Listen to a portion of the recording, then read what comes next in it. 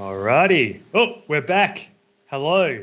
2021, first episode of Veeam Product Strategy Live. Total episodes 12. Amazing that we got through the first year. 11. We're back into 2021. And we're back talking about V11, which GA'd yesterday. But before that, let's introduce Michael Cade and David Hill to the program today. Hey, guys. Mate. It's amazing that we've managed to get 12 episodes and no one at Veeam even knows we're doing this. Exactly. And I don't think anyone's radar. Under the radar. And just for those that are watching and, maybe you're used to the other Veeam lives that are on, the ones that are on LinkedIn with a few of our teammates. It's not like that, this episode. The professional ones. The professional ones, yeah. This one is a little bit more off the cuff, a little bit more irreverent. We just want to have a good conversation, have a bit of fun. So welcome to everyone who's joined. I believe we had quite a good number joined to start with. And what we're going to do today, we're going to talk a little bit about V11. Obviously, that's what we're going to spend most of the time about. But the one thing we wanted to start with was go through a journey because about 12 months ago, we released V10. Hence why 12 months later, we got V11. But what we wanted to really sort of talk about from a product strategy perspective is what does that look like in the team? Because obviously for the 12 months, we go through a cycle. We go through a release cycle. It all starts basically from today for the next version. So I thought, Michael, let's talk a little bit about V10 to V11 and, what apart from the pandemic and COVID, which kind of kicked in pretty much as soon as we dropped this, what's the first kind of few weeks leading into a post-release into that, next release cycle? Yeah, I guess now that we've got, so hopefully you guys are all going to see like the build-up of content that we've been creating as a group over feels like the last 3 months. And what we get to do now is more community content.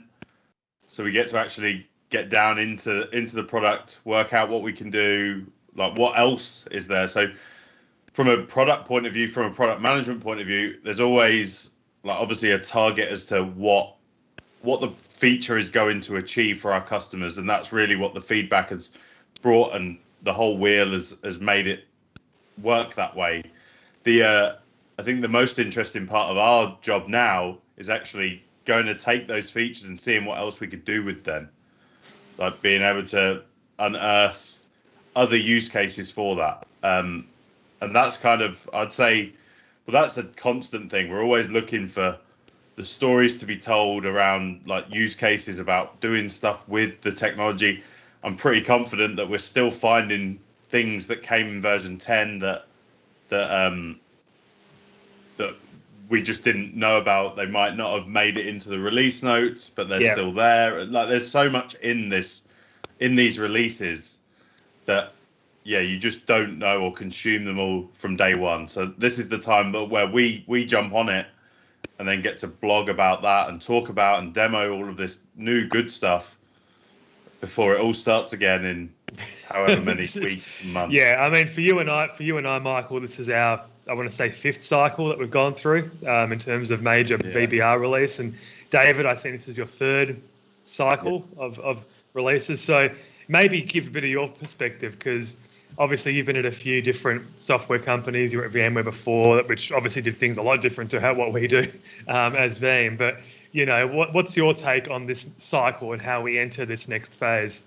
Yeah, it's quite an interesting one, because obviously you spend all year preparing for the launch and the release, and you're obviously learning about the product, and now it's a case of figuring out what we're going to have in the next version, what features and capabilities of product management thinking about and working on that. And if you think about the past year as well, from my perspective, we launched V10 of VBR, but then for my focus, there was another 4 releases of different products around like Veeam Backup for AWS, Veeam Backup for Azure, Veeam Backup for Google Cloud. How many times can I say Veeam Backup as well? It's like, but so it's you focus on obviously Veeam Backup and Replications are our core piece of the platform that we're building, but it's all the other components that go with it as well. And then you look at V11, and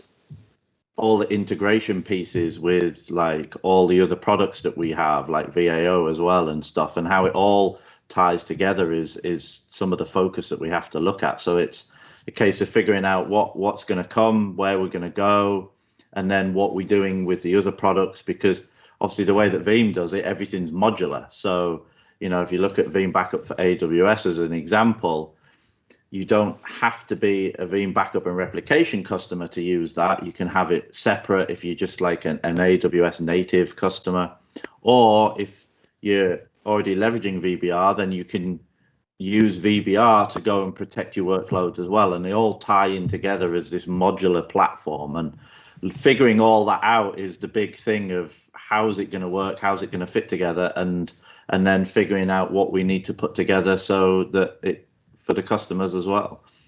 Yeah, just before we get to the countries, because we want to show where people are from with the map, but I think Michael made a really good point. So as we go into this cycle, so just as we exited V10, moving to V11, what happens is, you know, we get a little bit of a look at some of the top line features that are coming. So, you know, we might, in this case, we would have been told about, you know, CDP, the archive tier, and a few other bits, but we don't get to know about everything. So Michael made a really good point that through the year, we get little tidbits about some of the other features and enhancements. But when that what's new drops, like if you guys will talk about the launch event a little bit later on that happened yesterday, Anton, you know, basically wrote an 11-point font, about 20 pages worth of content, right, in what's new. And some of that stuff I read through yesterday, I'm like, whoa, I didn't know that. That is cool. Now, that might seem surprising to a lot of you guys out there. But that's the reality of the situation. When you're developing a product like this, you know, you want to get the top line features out there. So you've got the top 10, 20, but it's everything underneath the surface as well that makes the product. So when we say we've released V11 with 200 plus features and enhancements, that's true. That's the beauty of software, that you can develop so many little bits and pieces that just make the software that much better. So I think that's a really good point as well. So that's part of what we do. All right, let's bring the map up so we can see what's happening. And that's a dominant map. That's a really good map. Quite happy. So let's have a look. So we got, in no particular order, we'll go Serbia, Canada, India, Connecticut, I think that's a state, Brazil, Germany, these are like Arkansas, Austria, Turkey, Kenya, Georgia, the state of Georgia, not the country of Georgia, Indonesia, Thailand, Pakistan, Scotland, Egypt, France, Vietnam, Slovakia, South Africa, and obviously Australia as well. So that's a really good start, guys. So thanks for watching. Thanks for, you know, joining in and listening to us talk about, you know, the stuff that we talk about. So just to finish off that talk about the cycle and where we move into it. So after we get told about, you know, what's coming, we then do some internal training. We have SE training, and they get taught about those top line features as well and other bits and pieces. And that kind of takes us to about August-ish, you know, and then from there we're starting to look at like tech previews or running into betas. And the first betas typically run in about that sort of H2 situation. So we typically run betas, a couple of them, we get it out there, get our customers, get our partners to, you know, manned by the SEs, test the software, work out all the bugs, and then basically run through marketing, pump up, content planning, and then that's about sort of October, and then we hit RC, which is the release candidate, and then we get to RDM, which is usually about 2 weeks out, and then we get to GA. So it's simple. It all just happens magically. You know what I mean? But there's a lot of work that goes into it, we wanted to basically point out. So when we get to something like this, a lot of people are very happy. Kudos to the R&D team, to QA, engineering, PM, you know, PMM, which is product marketing, product ourselves, product strategy, all the engineering. Tons of people to say thank you for. And what are we saying thank you for? It's V11. Okay, so Michael, just because I've been talking for a little bit, do you want to take over and maybe talk a little bit about, you know, the top line features in V11 as we went, if you can remember? It happened yesterday. Oh, yeah, no, I think I can remember. So so the first one, in fact, let's go with the 5, and then that brings it back to you as well. Then, Terry, see, strategically, always thinking about how to bring it back into the story. So the first one is around continuous data protection. So we started talking about CDP.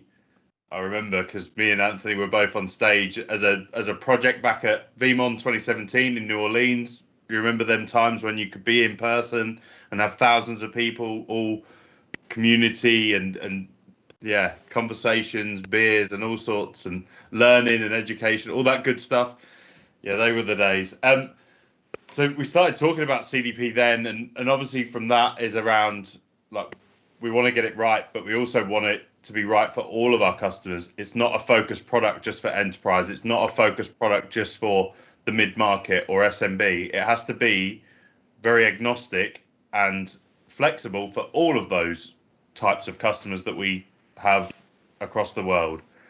So as the first and foremost, and I'll let Anthony, you can go in if we're going to go into any of the tech detail, but I think the big thing that the concentration from us is keeping it simple, keeping it flexible, but then also making sure that it works. That's probably the first and foremost of all of our features, is that we're not going to release something that's half-baked. It is going to come out the blocks and it is going to work. And it's going to say what we say it does. Like, that's the nature of how Veeam has been for the last 13 years, is that we deliver on what we've said and what we're bringing. So that's CDP. I think. Do you want me to go through all of them, Anthony? Just rock through a few of them, and then I think what we'll do is we'll then talk about a few of the lesser known ones, right? So then it was myself, and I went through and did the hardened Linux repository from a demo perspective. And this, again, it really highlights that simple, flexible approach. So no, you don't have to be a Linux admin or a guru to be able to spin these up and leverage these. So your beard is getting long. What's that? Your beard is getting long. Yeah, I still can't play in that world. But yeah, that whole bring your own Linux distribution, bring your own hardware, and really enable the ability to have your own immutable primary backup storage to keep those 714 30-day type retentions. But then you're not locked into a particular hardware vendor or even a Linux distro when you come to renew that hardware in 3-5 years. Or even if from a capacity point of view, you don't need to bring the same hardware, you don't need to bring the same appliance type approach. It's all very flexible, and you build that out, and it also goes hand in hand, or it can go hand in hand with our scale out backup repository. And yeah, there's lots of flexibility, but the power of having the ability to have that primary backup in an immutable state is the key benefit there. Yeah. And then we get on to how do we extend what we've already done around the scale out backup repository. So, or pre-version 11, we had our performance tier. So on-premises, 714, 30-day type retention. Then we had our capacity tier, which is the ability to offload and tier into object storage. And then how about that longer term, that write once, hopefully read never type tier that goes up into like AWS Glacier or Deep Archive or the Azure Archive tier as well. And really it's about just being cost efficient to that and being able to store your backups for longer in the most cost effective way possible.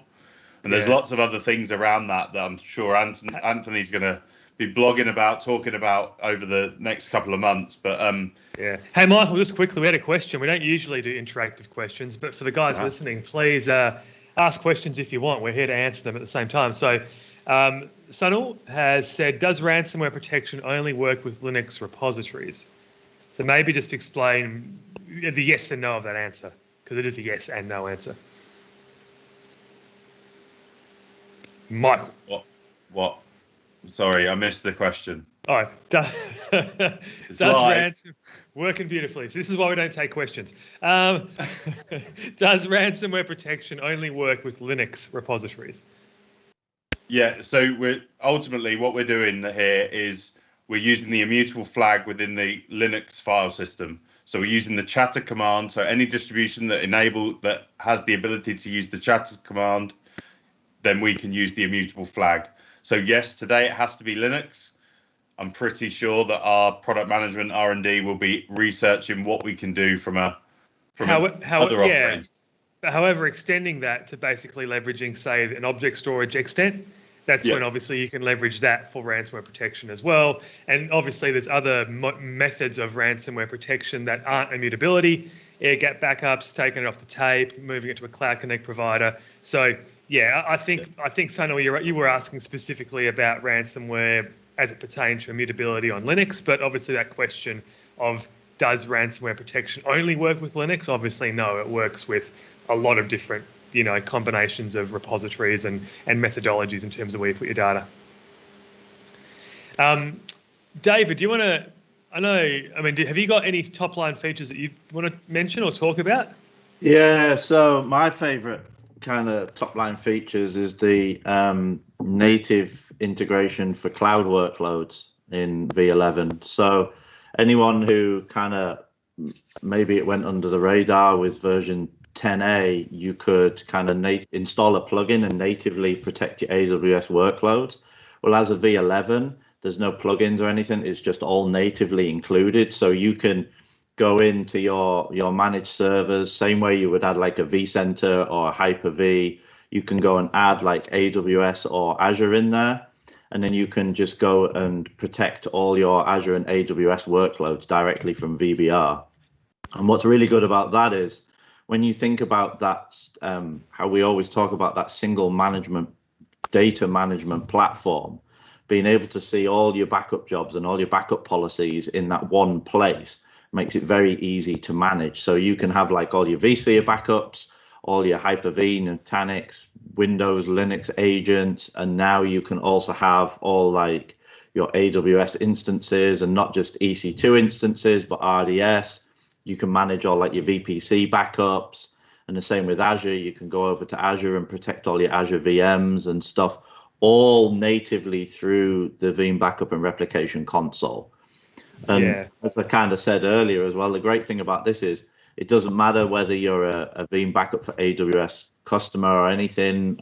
If you've never protected your AWS workloads, it's really simple to just right click and say, go protect these workloads out in AWS just through VBR. And I think that is one of the key kind of features that goes under the radar a little bit, all this integration and native integration that we're building into the platform as well. So you don't have all these different products scattered around and managed through different UIs. It's all done natively through VBR. Yeah, and one of the other top of fives, there was 5 main branches of messaging, that we released, and one of them was about Veeam-powered BAS and DRAS, right? And what you're talking about there extends from there, right? Because we also released an update to our that's the old name, Service Provider Console, which should just be called Console. So we're up to V5 of that. That's for our service providers. There is an enterprise play there, but mostly for our providers, right? So what David's talking about there, and I love to talk about this around awareness and control. So effectively, those customers that would have traditionally been backing up workloads, which were VMware, VMs, Hyper-V, they might have had a remit to move to the cloud, to move to AWS. So they've actually taken a workload and shifted it into AWS. So now effectively they're not backing it up with VBR on premises, they're backing it up, or were they backing it up? They might use our product, right? And so they've got that sort of ability to back it up with the plugin, or now that's natively included in V11. They can see that again in the VBR console. So the workload that they have awareness of, they can do it with that feature now, and that extends to Azure. The availability console, I still can't get that one right. It's horrible. It's as bad as vCloud Director and Cloud Director, and it's just implanted in the brain. With Console, we will be aware of that as well. So with Console, we're able to drive service revenue for our providers to actually do something around that awareness and control, which leads them to charge around managed services. So there's a whole stack, and this is what Michael and David are talking about. We're not just sort of thinking about a V11 release as being backup and replication. In fact, we released a version of Veeam 1. We released a new version of Windows Agent, Linux Agent. a bunch of Oracle RMAN plugins for all sorts of distributions, ones that you wouldn't have heard of and ones that you do hear about. SAP HANA for Linux and Oracle, and also brand new a Mac agent as well. So this wasn't just a V11 release. We've launched a ton of products with this actual release here, right? So it's really exciting. But suffice to say, all the integration pieces now are working together, okay? And I think that's what makes it really more interesting, that we're able to release on a fairly consistent cadence a really reliable piece of software with so many features. If you look at a lot of competitors, they all release a feature maybe every 6 months, but it might have 2 or 3 enhancements, and that's it. And I'm not joking there. It's no word of a lie. Okay, so I love the way that we do this, and it's one of the reasons why it's really exciting to be working. Who would have thought working for a backup company, David? Who would have thought we would have said that was exciting? But it is. It's one of those things. All right, let's just take another question. One from Richard. David, I think maybe you can answer this. Is it possible to back up the Google Cloud to all of the Google Cloud? To the local NAS? I'd say no. You can't back up the whole of Google Cloud to NAS. But yeah. No, so we can obviously back up workloads running in Google Cloud with Veeam Backup for Google Cloud. We just released recently version 1 of that product. So what you'll notice with our cloud products is version 1 is providing the capabilities to protect those workloads in the cloud. So with Google Cloud, you can actually back up all your Google VMs, use Google Snapshots, offload those snapshots out to Google Object Storage. And then once we release version 2, that's when the integration will come into VBR. Once we have that integration. So there's no external repository just yet? Not there. So with Google Cloud, there's an external repository. So Okay, what I was going to say was you can do like backup copy jobs. So you just dive in there. You just don't let me finish, do you? So well, you speak so slow sometimes. Let's get to the point. Because I'm thoughtful, I'm thoughtful. So we can all just babble really fast like you do, but I like to. Sorry, go finish your finish your train of thought. Sure. While Michael loses it over there. Okay, producer, screen back on David so he can finish. So with you've lost my train of backup copy jobs. Yeah. So external repository, backup copy jobs. Yeah, you can point Veeam Backup and Replication to that object storage repository in Google Cloud and enable backup copy jobs. So while you can't can't copy the whole of Google's cloud to your local repositories, you can copy your backups that you've taken of your Google VMs to your local repositories, whether it's like Sober or whatever you want to do, and do it that way. Is that okay? Is that all right, Anthony? All right, yeah, good. All right, let's go to the map and let's see where if we've expanded all over the. Oh, look at that! There's a lot of green there.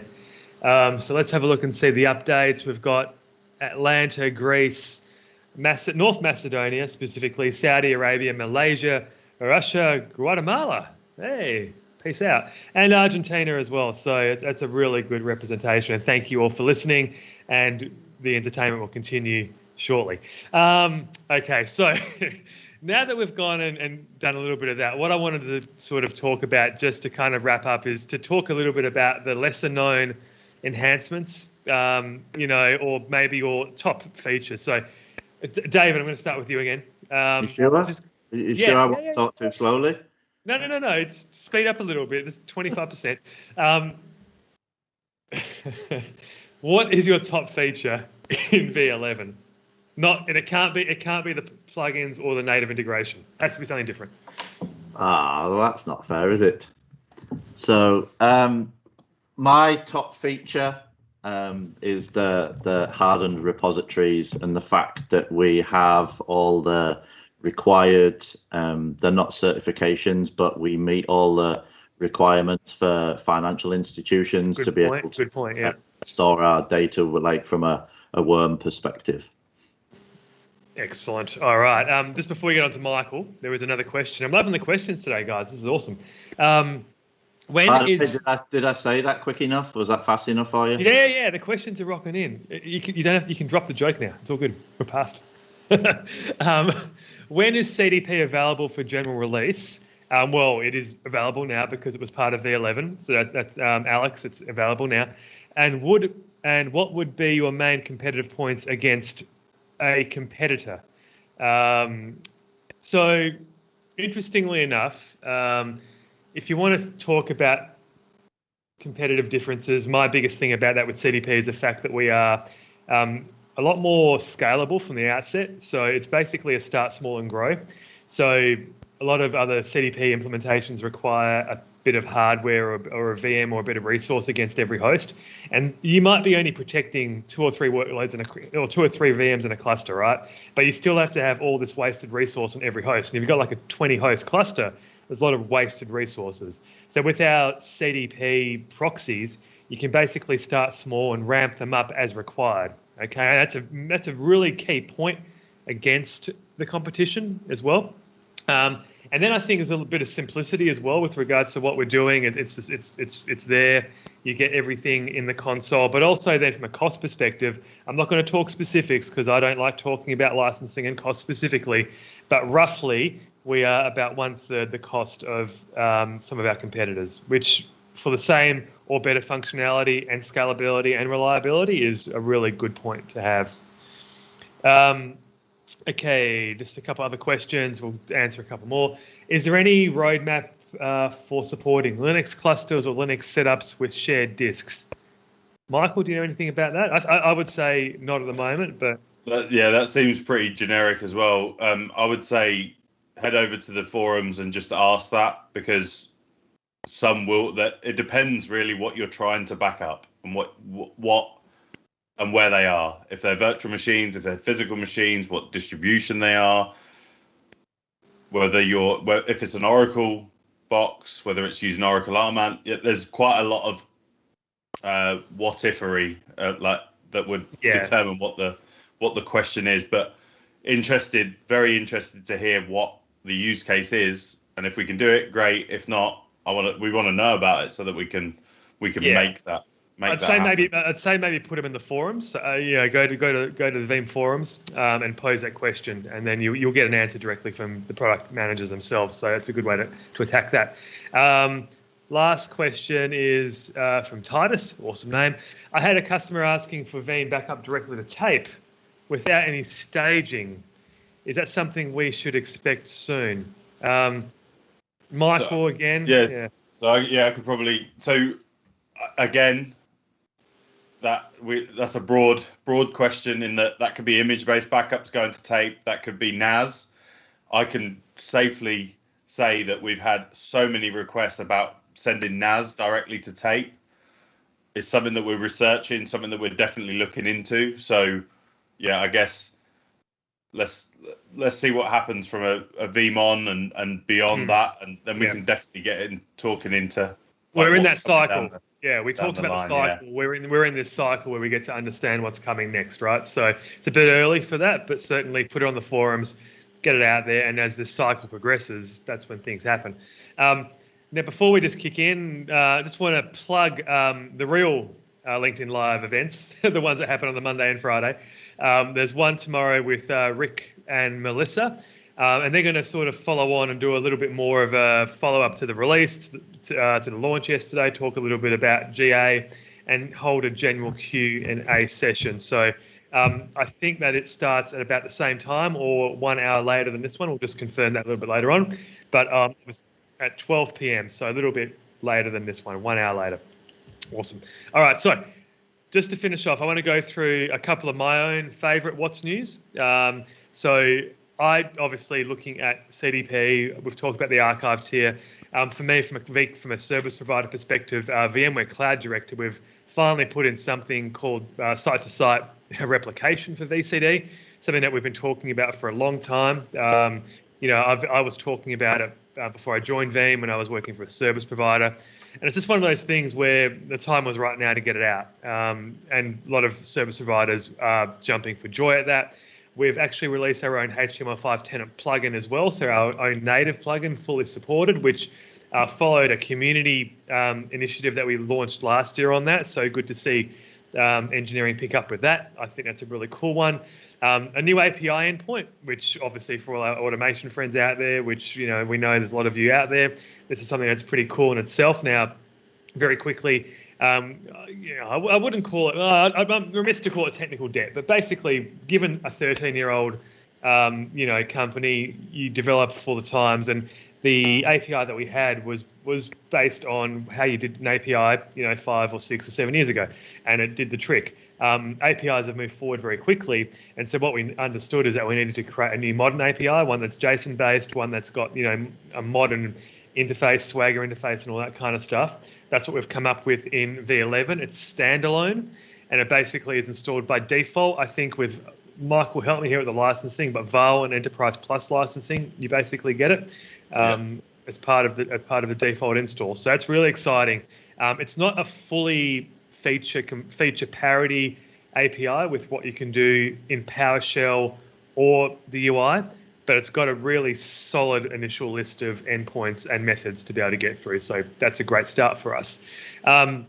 Another thing that I will talk about, I've got a big list, and I'll plug it. So if you go to anthonyspiteri.net and look for my V11 top new features post, so anthonyspiteri.net, search for that, you'll get basically a list of these and other features. The other one I wanted to call out was the PowerShell module, and the fact that we did some really cool work around the Linux file level recovery. So we don't need an appliance now to basically do, or a helper appliance to do file level recoveries on Linux, which was, a bit of a nuisance for not only enterprises, but also service providers. So, and there is a ton of other features. So head to that site and also check out the What's New document. Michael, have you got anything that you want to add in terms of, browsing through the What's New and any little bits of a hidden gem, so to speak? Not so much. It's not hidden. It's all over the place. But the storage snapshot integration. So we're traditionally known for what we've done around like VMware storage snapshots, offloading that down to like the big storage vendors out there, the NetApps, the HPEs, etc., the Pures. And that was really just focused on VMware backups. So what version 11 has brought out is the ability to also leverage those storage snapshots with our physical Windows agents. So think about those physical machines that have to be physical, maybe because of licensing. So database servers, they have a LUN presented from the storage system. Traditionally, or with the agent prior to version 11, we would have to do that like manually, as if it was we'd just see it all, including the iSCSI or fiber channel disk as a whole machine, and we'd just take that whole backup. In version 11, though, we can leverage the storage snapshots to pull that data out. And then also going one step further with NAS, so being able to be even more snapshot friendly about when we take NAS snapshots from the likes of NetApp ONTAP, from Dell EMC Isilon, from Lenovo, I think it's the DM series, but being able to do that again by leveraging the storage snapshot as a way of pulling that out of the source, which helps us with locked files and all of that stuff. So they're in there, and they're all just beneficial to making that backup and removing the impact of performance on the production. I think that's an ongoing thing with everything that we've spoken about across the board, is constantly making things faster, making things more efficient, making it as simple as possible, and all of that good stuff. Yeah, that's a lot of those under the hood things, and we presented on that, you and I, last year at Veeam Live. We did our top, I think it was top 11 features that were not released at the time, and a lot of those were engine enhancements, UI enhancements, which just all help. And again, the What's New document is worth the read, because I think it shows you the value of a release like V11. Right, so we'll start to wrap up a little bit. We will obviously try and get these in I think we're going to do these about once a month. I think we're going to target this year. So not like last year, it was a bit more sporadic. And the next episode we'll go back to talking not so focused on product and just talk about industry trends in general, what's happening in the world, beyond COVID and beyond the normal stance. We'll talk a little bit about tech. Melissa will come in and do a couple of episodes and put her spin on it. Then we'll get some other people in there. And yeah, it should be a good rest of the year. 2021.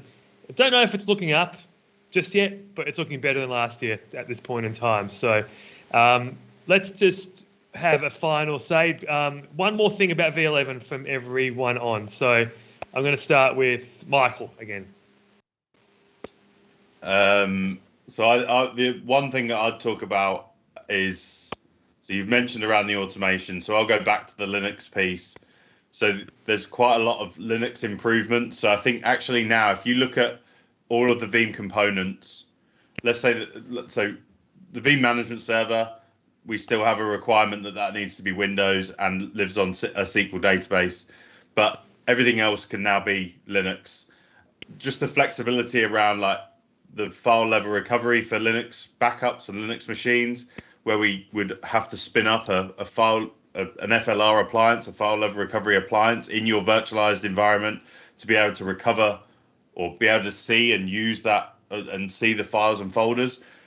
Now we can use any of your existing Linux managed servers and just having proxies have got all of the transport mode, or the majority of the transport modes, storage integration for starters. It's not just that's a big one we haven't talked about. Yeah, huge, that became equal to the Windows proxy, right? So yeah, it's definitely kind of equal. I think the only caveat is if you're using NFS storage, you can't do.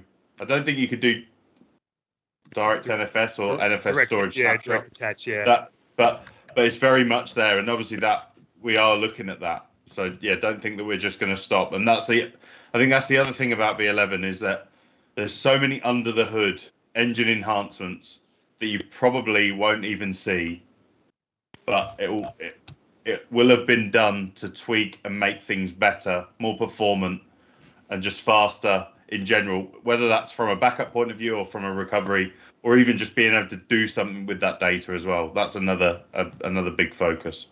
All right, cool. David. Yeah, so I'm going to actually not mention V11, but my favorite thing about all Veeam's products is, remember, you can still use them for free as well. Very good. So you've got the community edition, you've got the up to 10 instances in any of the cloud products, and that's a big differentiator, and that's something that's important for a lot of small businesses who can't typically afford a lot of licenses. The fact that you can use Veeam for free to protect small environments, and crazy. That is the biggest thing for me from a Veeam perspective. We can have all these bells and whistles, but the fact that people can use it for free, and still, even if you're a Veeam customer and you left and you want to go do some restores, you can use the Veeam product to go do them restores as well. So check it out. Go to go.veeam.com/V11 and then go try some licenses with Community Edition. Yeah, that's a really awesome point, actually, that every single, there's a few limitations in terms of, I don't know off the top of my head, like Cloud Connect and a few other things, but effectively everything that we've put into V11, you can test and basically use up to 10 instances. Michael, even NAS, it's free up to what number? I don't want to get it wrong. 250? Yeah, I've just changed. It's just recently changed from, it's 10 instances. It's 10 vol. So an vol equals 500 gig of NAS. So times that by 10, you've got that much NAS. You've got 10 VMs, 10 agents for Windows, for Mac, for Linux, like all of them. Any of the cloud products that David looks after, like literally, you could have I use it to protect my home environment and my. I'm actually just looking up the what's new right now. So Community Edition, you can protect now allowing protection of over 5 terabytes of NAS data with the free license, with the first 500 gigs of data not consuming a license at all. So there you go. Yeah, crazy. And just for clarification, because lots of people get confused with this, a VUL is Veeam Universal Licensing, and it lets you protect anything. We don't care where it is, what it is, or what platform it's on. As long as we support protecting that platform, you can back it up. So, and that's the cool thing. And you can also move it around, which is pretty cool. Yeah, and that's a real good point. So, okay, there's 10 instances that you can protect, but actually, wherever you want to restore that to, all of the instant recovery functionality, all the entire VM recovery, entire restore functionality is all free. You don't pay for any recovery. So if you've got your VBKs, which is your backup files, you can recover them really wherever you need them to be recovered using the community, the direct restore to Azure, to AWS, to vSphere, to Hyper-V. It's pretty powerful. Yeah, cool. And just to reiterate one of the comments, from Dennis, I'm mostly amazed that I found a disk with my backups done by free endpoint when it was called endpoint 4 years ago, and I could restore it with v11 agent. I mean, that's amazing backwards compatibility. The data's always your data, isn't it? You could go back even further, like with VMware backups that were made with the first version, like whatever version, and still be able to recover them now. I still find that pretty amazing. Awesome. All right, then. Good stuff. Well, let's wrap this up then. Again, David said it, but just to reiterate one more time, if you didn't see the V11 launch, it's still available. You can register for it by going to go.veeam.com/V11. You'll be asked to put in some details, and you can see the event where you can see Danny Allen talking, Anton Gostev. You'll see Michael, myself, and Rick do some great demos, some customer engagement, and I want to plug at the end of that, we released a brand new YouTube video. So if you go to our YouTube video channel on YouTube, and basically you'll see a brand new, what would you call it? It's like I know what the Aussie vernacular for it is, but what would you call it? Like it's a satire video, or it's a parody. It's a parody video, yeah. But anyway, suffice to say, if you want a good laugh, and if you want it, because it's all very representative of a lot of us IT people, go have a look at it. You'll be amazed by it. It's a little bit funny, and watch out for the Easter eggs. So with that, let's wrap it up. Thank you, Michael. Thank you, David, and we will see you guys next time on Veeam Product Strategy Live.